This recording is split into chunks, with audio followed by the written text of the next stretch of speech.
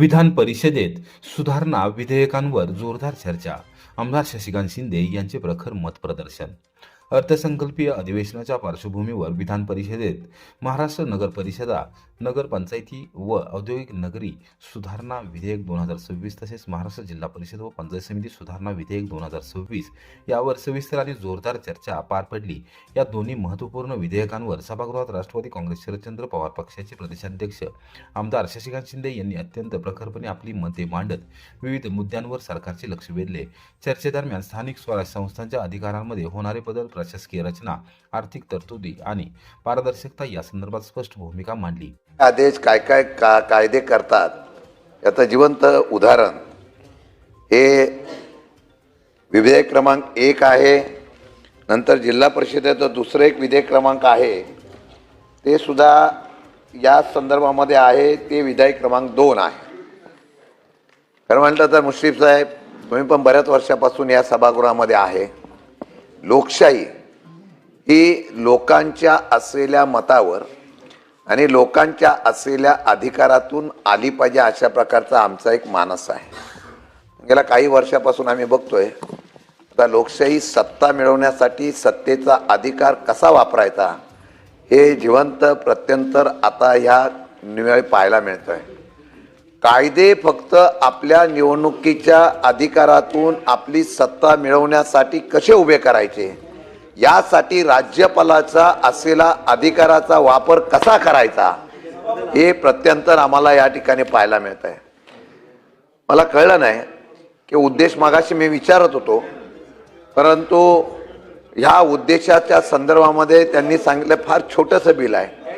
मग एवढं छोटंसं बिल आणण्याची गरज सरकारला का पडली याचा खुलासा करणं काय. मला वाटतं की एखादं मोठं विधेयक एखाद्या वेळा सामान्य जनतेवर काय, आता मगाशी झाला जशा पद्धतीने शक्ती कायदा अजूनपर्यंत मंजूर होत नाही, मोठा कायदा आहे तो अजून मंजूर होत नाही, तशा प्रकारे या असलेल्या अत्याचाराच्या संदर्भात तुम्ही कुठला विधेयक आणला असं मी समजू शकलो असतो. नगर परिषद नगरपंचायतीचा अधिकार देत असताना सर्व सदस्यांना कसा वाटा देता येईल, त्यांना कसा त्या प्रकारे प्रगती करण्यासाठी संधी देता येईल, विरोधकांच्या असलेल्या नगरपालिकेच्या सदस्यांना कशा प्रकारचा अधिकार देता येईल, असं मोठे मन दाखवणारा विधेयक आला असेल तर मी निश्चितपणाने समजू शकलो असतो. मला वाटतं की ही 2 विधेयक जी आलेली आहे ही फक्त राजकीय दृष्टिकोनातून विधेयक आणली असा माझा थेट आरोप आहे. आणि यासाठी सत्तेचा किती वापर करायचा, अधिकाराचा किती वापर करायचा याचं जिवंत उदाहरण या ठिकाणी पाहायला मिळतं. पूर्वी सदस्य निवडून आल्यानंतर अध्यक्ष म्हणून जो काही नगरपंचायत नगरपालिकेला बसायचा, जिल्हा परिषद पंचायत समितीला काय बसायचा, या असलेल्या सर्व सहकारामधल्या कुठल्याही निवडणुकीला या अधिकारातून निश्चितपणाने तो अंमलबजावणी करण्यासाठी लोकशाहीचा जो अधिकार होता तो देण्याचा प्रयत्न होत होता. शंभूराजे हसतायत, त्यांना कळलेलं आहे, ते पटतंय कधी कधी, पण काय आता बोलू शकत नाही. महायुतीमध्ये असल्यामुळे हे सगळं आपल्याला स्वीकारावं लागतं. मला कळत नाही की आपण हे विधेयक आणलं, हे विधेयक आणताना त्याचा उद्देश तुम्ही सांगितला नाही. उद्देश कशासाठी केला, का अचानक अशा प्रकारचा कायदा बदलण्याच्या संदर्भातली तुम्हाला भूमिका घ्यावी लागली, का अशा प्रकारचा निर्णय घेण्यासाठी तुम्हाला हे विधेयक आणावं लागलं.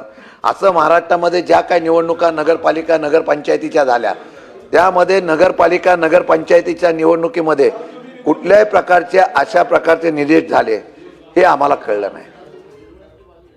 तात्काळ आपण अधिवेशनाची वाट पण न बघता लागेल राज्यपालाचा ऑर्डिनन्स काढला आणि तो अधिकार काढल्याच्या बाबतीमध्ये 6 महिन्यामध्ये तो आता आदेश कायद्यात रूपांतर करायचा म्हणून हे परत आपण हा चर्चेचा विषय आणलेला आहे. मी सत्तेचा किती वापर, खरं म्हटलं तर काँग्रेसने इतके वर्ष सत्ता घेतली वापरली याचा उल्लेख सातत्याने होतो, परंतु अशा प्रकारची सत्ता वापरली नाही म्हणून आपण सत्तेच्या बाहेर गेलो ही वस्तुस्थिती आहे. शंभूराजेंनी इथं बघितलंय असा सत्तेचा वापर करतात. भाई, काल माझ्याकडे ह्यांचाच नियम आहे, ग्रामपंचायतीचे सदस्य डिस्क्वालिफाईड केले. ग्रामपंचायती जिल्हा परिषदमध्ये बोलील मी, पण उदाहरण देतो.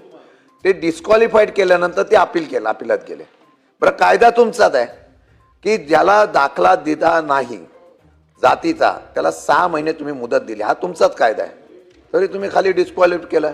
अर्थात जिल्हाधिकाऱ्याला फोन करून सांगला हा कायदा म्हणतो, तो तर काय करणार, वरून दबाव असल्यामुळे मला निर्णय घेता येत नाही. आणि मला आश्चर्य वाटलं, कायद्याप्रमाणे त्या माणसांना डिस्क्वालिफाईड करता येत नसताना सुद्धा त्यांना डिस्क्वालिफाईड केलं. आता ते आयुक्ताकडे गेले 7 महिने विरोधातला आहे म्हणून गेले 7 महिने 4 सदस्य अधिकारात असताना सुद्धा त्यांना त्या ठिकाणी सत्तेवर बसता येत नाही. आता दुसरी गोष्ट अशी आहे, एका नगरपालिका नगर परिषदेमध्ये एका असलेल्या सदस्यांनी, ग्रामपंचायतीच्या सदस्यांनी कायद्याप्रमाणे चूक केली आणि ही चूक केल्यानंतर तो कायद्याप्रमाणे जर त्यांनी त्या ठिकाणी लाभ घेतला किंवा बेकायदेशीर बांधकाम केलं किंवा कुठल्या भ्रष्टाचारामध्ये अडकला तर त्याच्यावर कारवाई करा, हा तुमचा कायदा म्हणतो. तो कायदा म्हणत असताना सुद्धा या ठिकाणी सभापती महोदय त्या असलेल्या सदस्यांना सुद्धा डिस्क्वालिफाईड केलं नाही. कालचं उदाहरण सांगतो. एका सदस्याची गरज होती, नगरपंचायतीची, नगरपालिकेची निवडणूक तुमची सांगतो, ते त्यांना माहिती आहे. महाराष्ट्रात अशा घटना घडल्या, सत्तेसाठी कसा वापर होतो. 11 आणि 10 होते मुश्रीफ साहेब. आता तुम्ही बोलला ना एक एक मताचा अधिकार काय असतो. 11 आणि 10 होते, एक सदस्य फोडला. मी तुमची बाजू घेतोय, म्हणजे घड्याळ चिन्हावरचा एक सदस्य फुटला. तो फुटला, तो या बाजूला गेला, समान मतं झाली आणि नगराध्यक्षांनी मतदान दिलं आणि उपनगराध्यक्ष झाला. त्याला मी या सभागृहात उल्लेख केला, त्याला विचारला, अरे कसं काय तू डिस्क्वालिफाईड होणार काय. आता हल्ली सांगतायत सगळीकडं, मग जिल्हा परिषदेच्या निवडणुकीच्या वेळेला पण सांगतायत, सगळ्यांना अनुभव येतोय आपल्याला. काळजी करू नका, 5 वर्ष तुमची कोणी डिस्क्वालिफाईड करणार नाही, याची जबाबदारी आमची. तू फक्त आमच्या बाजूने उभा राहा, तू फक्त आमच्या बाजूने उभा राहा. आणि हे करत असताना सभापती महोदय, हे करत असताना डिस्क्वालिफाईड होणार नाही. ऑफर दिल्या जातात आणि मग तो बोलतो काय, त्याला जाऊन दे, आपल्याला सदस्य पण राहतंय आणि बाकीचं पण होतंय. हा कायदा तुमचा तसाच आहे. गोरगरीब रुग्णांच्या हक्कासाठी आमदार सचिन पाटील आक्रमक. शासकीय रुग्णालयांमधील रेडिओलॉजी सेवांवर विधानसभेत उपस्थित केला सवाल. फलटण कोरेगाव विधानसभा मतदारसंघाचे आमदार सचिन पाटील यांनी विधानसभेत राज्यातील गोरगरीब रुग्णांच्या हिताचा अत्यंत महत्त्वाचा प्रश्न उपस्थित करत शासनाला जाब विचारला. राज्यातील 11 शासकीय वैद्यकीय महाविद्यालय व रुग्णालयांमध्ये रेडिओलॉजी सेवा, X-ray, sonography, CT scan, MRI सार्वजनिक खाजगी भागीदारी तत्वावर सुरू करण्याचा निर्णय शासनाने घेतला आहे. या निर्णयामुळे या अत्यावश्यक तपासण्या महाग होण्याची शक्यता व्यक्त करत आमदार पाटील यांनी शासनाला थेट सवाल केला की हा निर्णय रद्द करण्याचा विचार आहे का, तसेच जर निर्णय कायम ठेवणार असाल तर गोरगरीब रुग्णांना या सेवा मोफत किंवा सवलतीच्या दरात उपलब्ध करून देणार का, अशी स्पष्ट मागणी त्यांनी केली. या प्रश्नाला उत्तर देताना राज्यमंत्री माधुरी मिसाळ यांनी सभागृहाला दिलासा दिला. त्यांनी स्पष्ट केले की संबंधित सेवांचे शासकीय दर आधीच निश्चित करण्यात आलेले आहेत आणि कोणत्याही रुग्णांवर अतिरिक्त आर्थिक भार पडणार नाही. सर्व रुग्णांना या सेवा शासकीय दरातच उपलब्ध राहतील, अशी ग्वाही त्यांनी दिली. आमदार सचिन पाटील यांनी मांडलेल्या या मुद्द्यामुळे ग्रामीण व आर्थिकदृष्ट्या दुर्बल घटकांमध्ये दिलासा निर्माण झाला असून आरोग्यसेवा सर्वसामान्यांसाठी परवडणाऱ्या दरात उपलब्ध राहाव्यात, यासाठी त्यांची भूमिका ठाम असल्याचे पुन्हा एकदा स्पष्ट झाले आहे. अध्यक्ष महोदय, माझा अत्यंत महत्त्वाचा असा प्रश्न आहे. राज्यातील 11 शासकीय वैद्यकीय महाविद्यालय व रुग्णालयामध्ये रेडिओलॉजी सेवा सार्वजनिक खाजगी भागीदारी तत्वावरती सुरू करण्यासाठी शासनाने डिसेंबर 2025 मध्ये आदेश जारी केले असल्यामुळे गोरगरीब रुग्णांना अल्पदरात मिळणाऱ्या X-ray, sonography, CT scan, MRI ह्यासारख्या महत्त्वाच्या चाचण्या महागणार असल्यामुळे हा निर्णय शासन रद्द करणार आहे काय, आणि निर्णय रद्द करणार नसल्यास PPP तत्वावरील शासनाच्या आदेशानुसार सदर चाचण्या गोरगरिबांसाठी मोफत अथवा सवलतीच्या दराने देण्याबाबत शासनाने निर्णय घेतला आहे काय. अध्यक्ष महोदय, जसं मी आधीच सांगितलं की आपले ह्या सेवाच्या संदर्भातले शासकीय दर ठरलेले आहेत अध्यक्ष महोदय, आणि आपण कुठल्याही रुग्णावर ह्याचा अतिरिक्त भार येत नाही. शासकीय दरानेच त्याला ह्या उंब्रजमध्ये 6 लेन एलिव्हेटेड कॉरिडॉरला मंजुरी 258,99,00,00,000 रुपयांची तरतूद केंद्रीय रस्ते वाहतूक मंत्री नितीन गडकरी यांची माहिती. केंद्रीय रस्ते वाहतूक मंत्री नितीन गडकरी यांनी महाराष्ट्रातील 2 एलिव्हेटेड कॉरिडॉर प्रकल्पांना एकूण 258,99,00,000 रुपयांची मंजुरी दिल्याची माहिती शनिवारी दुपारी समाज माध्यमांद्वारे दिली. या निर्णयामुळे राज्यातील वाहतूक व्यवस्थेला मोठा दिलासा मिळणार आहे. सातारा जिल्ह्यातील उंब्रज येथे राष्ट्रीय महामार्ग क्रमांक 48 पुणे बंगळुरू मार्गावर 6 लेन एलिव्हेटेड कॉरिडॉरसाठी 133,45,00,000 रुपयांची तरतूद करण्यात आली आहे. या प्रकल्पामध्ये स्लिप रोड व सर्व्हिस रोडचाही समावेश असून स्थानिक आणि द्रुतगती वाहतुकीची सोय अधिक सुकर होणार आहे. या प्रकल्पासाठी खासदार उदयनराजे भोसले, सार्वजनिक बांधकाम मंत्री शिवेंद्रसिंहराजे भोसले तसेच कराड उत्तरचे आमदार मनोजदादा घोरपडे यांनी सातत्याने पाठपुरावा केला होता. उंब्रज येथील जुन्या भराव पुलामुळे गावाचे 2 भाग झाले होते आणि बाजारपेठेवर त्याचा प्रतिकूल परिणाम झाला होता. या पार्श्वभूमीवर आमदार घोरपडे यांनी राष्ट्रीय महामार्ग विकास प्राधिकरणाच्या अधिकाऱ्यांसमवेत बैठक घेऊन नव्याने आराखडा तयार करून घेतला. ग्रामस्थांच्या सूचनांचा विचार करूनच प्रकल्पाचा अंतिम आराखडा निश्चित करण्यात आला. या एलिव्हेटेड कॉरिडॉरमुळे उंब्रज परिसरातील वाहतूक कोंडी मोठ्या प्रमाणात कमी होणार असून रस्ता सुरक्षा सुधारेल आणि महामार्गाची कार्यक्षमता वाढेल असा विश्वास गडकरी यांनी व्यक्त केला आहे. स्थानिक नागरिकांमध्ये या निर्णयाचे स्वागत होत असून बाजारपेठेला पुन्हा चालना मिळेल अशी अपेक्षा व्यक्त केली जात आहे. याचे अधिकारी कदम साहेबांनी आपल्या उंब्रजचे काही ग्रामपंचायतचे सदस्य असतील, सरपंच आणि काही प्रतिष्ठित मंडळी यांच्या समवेत प्रेझेंटेशन केलेलं आहे आणि त्याला आम्ही मान्यता दिली.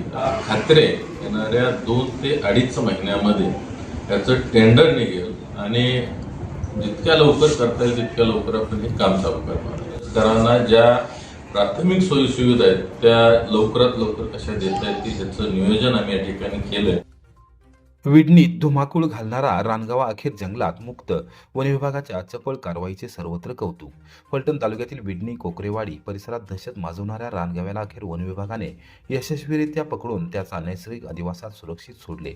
शनिवार दिनांक 28 फेब्रुवारी रोजी राबवण्यात आलेल्या या विशेष मोहिमेमुळे परिसरातील भीतीचे वातावरण पूर्णतः निवळले असून नागरिकांनी सुटकेचा निश्वास टाकला आहे. गेल्या काही तासांपासून विडणी कोकरेवाडी परिसरात धुमाकूळ घालणाऱ्या या अवाढव्य रानगाव्याने राजेंद्र सदाशिव जाधव यांच्यावर जीवघेणा हल्ला केला होता. या घटनेत ते गंभीर जखमी झाले असून त्यांच्यावर उपचार सुरू आहेत. या घटनेनंतर ग्रामस्थांमध्ये भीतीचे वातावरण निर्माण झाले होते. घटनेची माहिती मिळताच वन विभागाच्या पथकाने तातडीने घटनास्थळी धाव घेत शोध मोहीम सुरू केली. सुरुवातीला रानगाव्याच्या हालचालींमुळे काहीशा अडचण निर्माण झाली, मात्र नियोजनबद्ध पद्धतीने सापळा रचत अखेर त्याला जेरबंद करण्यात यश आले. त्यानंतर सुरक्षितपणे वाहनातून जंगलात नेऊन मुक्त करण्यात आले. जंगलात सोडताना एक विशेष क्षण अनुभवायला मिळाला. वाहनातून बाहेर पडल्यावर रानगाव्याने क्षणभर थांबून मागे वळून पाहिले आणि नंतर वेगाने घनदाट जंगलात झेप घेतली. हा दृश्य उपस्थितांसाठी संस्मरणीय ठरला. या यशस्वी मोहिमेमुळे विडणी कोकरेवाडी परिसरातील दहशतीचा कायमचा अंत झाला आहे. वन विभागाच्या तत्पर आणि चपळ कारवाईचे सर्वत्र कौतुक होत आहे. वन विभागाच्या धाडसी व संयमी कारवाईमुळे एक संभाव्य मोठा अनर्थ टळला असून परिसरात पुन्हा एकदा शांतता प्रस्थापित झाली आहे. साताऱ्यात पहाटेचा थरार. सराफा कुरिअरवर हल्ला. 32 लाखाचे सोने लंपास. शिरपूर येथे 5 जण ताब्यात. सातारा शहरातील सराफा व्यापाऱ्यांना लक्ष्य करत पहाटेच्या सुमारास धाडसी दरोडा टाकण्यात आल्याची गंभीर घटना उघडकीस आली आहे. 28 फेब्रुवारी 2026 रोजी पहाटे पोयनाका परिसरात कुरिअर कर्मचाऱ्याला मारहाण करून तब्बल 32,04,500 रुपयांचे सोने लुटण्यात आले. मात्र सातारा शहर पोलीस ठाण्याच्या गुन्हे प्रकटीकरण शाखेने अवघ्या 12 तासात तपासाची चक्रे फिरवत धुळे जिल्ह्यातील शिरपूर येथे 5 आरोपींना ताब्यात घेत मोठे यश संपादन केले आहे. तक्रारदार श्रद्धा ज्वेलर्सचे व्यवस्थापक नितीन खेमचंद जैन यांनी दिलेल्या माहितीनुसार 27 फेब्रुवारीच्या रात्री 50 ग्रॅम सोन्याचे बार मुंबईला पाठवण्यासाठी न्यू लक्ष्मी एअर पार्सलचे कर्मचारी कोमल सिंग परिहार यांच्याकडे देण्यात आले होते.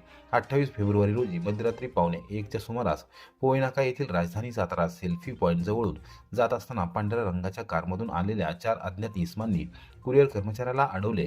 आरोपींनी त्यांना बेदम मारहाण करत जवळील सोने जबरदस्तीने हिसकावून घेतले आणि घटनास्थळावरून पसार झाले. या लुटीत एकूण 215 ग्रॅम वजनाचे सोने चोरीला गेले असून त्यात 85 ग्रॅम, 50 ग्रॅम आणि 80 ग्रॅम वजनाच्या सोन्याच्या गोळ्या व बिस्किटांचा समावेश आहे. या ऐवजाची अंदाजे किंमत 32,04,500 रुपये इतकी आहे.